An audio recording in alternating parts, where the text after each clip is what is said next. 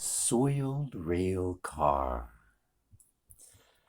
So there it was, a busy Saturday night. The nice part was that we were all off the following day, for the restaurant was closed on Sundays. As usual, we celebrated our coming day of rest after the Saturday dinner service was complete. At this time, the young Alex Brown was living in the center of the city. Our restaurant was a slight distance away, or a few stops, by the city's automated light rail system. On the night in question, I had wisely taken light rail, having left the car at home. A good time was being had by all at the Gitan. Jack was pouring vigorously, Alex drinking. Jack's daughters were on their way down. Jack had this strange Swiss bar clock that moved counterclockwise. The numbers were set up in the same formation. I guess it was some sort of Swiss joke, for it would look as if it were getting earlier as the night progressed. The clock almost got the better of me. I realized I had only a few moments left to catch the last light rail car to the center of town. I made a run for it. I tore around a corner, up a steep hill, through some concrete corridors, and on to the platform. I managed to slip onto the train just as it was getting ready to leave. Success. Short-lived success. As the train pulled away, I realized that I had to release the floodgates in a desperate way. Pressure was mounting. I could barely contain the flow that so wished to leave my body.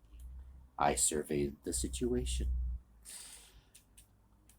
I was on the last train, so getting off to drain my reservoir was out of the question.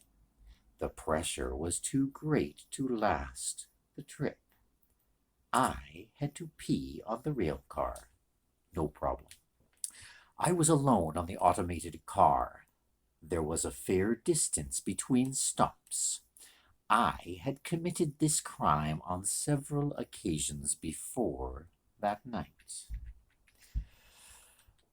Just as I was about to perform the task, I noted there was a large fast food pop cup on the floor of the rail car. I quickly emptied out the pop and then filled the cup with my own discharge. The cup was full. The lid was placed back on it. I then put the cup at the center of the automated doorway area of the car. The act made me start to laugh, for I was a few sheets to the wind. The laughter overcame me. I had to leave the car of the train for the car behind it at the next station. I did so. I set myself up at the very front of the car behind. I had a perfect view of the cup of urine. I watched it happily. I was not expecting what the gods would give me that night. At the next stop, 3 skiddy-looking street punks dashed across the platform to catch the last train. They made it. They rushed onto the soiled car in front of me. The lead goofball eyed the cup.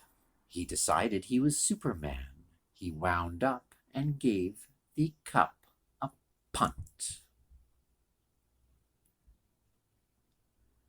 Unfortunately, he was a poor athlete. His kick struck the cup far too low, and it caused the top-heavy cup to recoil onto his foot. impact with the top of his foot was enough to send the lid away, absolutely covering his leg in my urine. His choice of pants for the night was perfect. If the intention was to show off the soaking, perhaps he had some other intention. Regardless, he was wearing faded blue jeans that turned deep blue once soaked. His leg was completely covered. It was great. The skid exploded with rage. His shout simply informed any within earshot that his leg had just been covered in urine.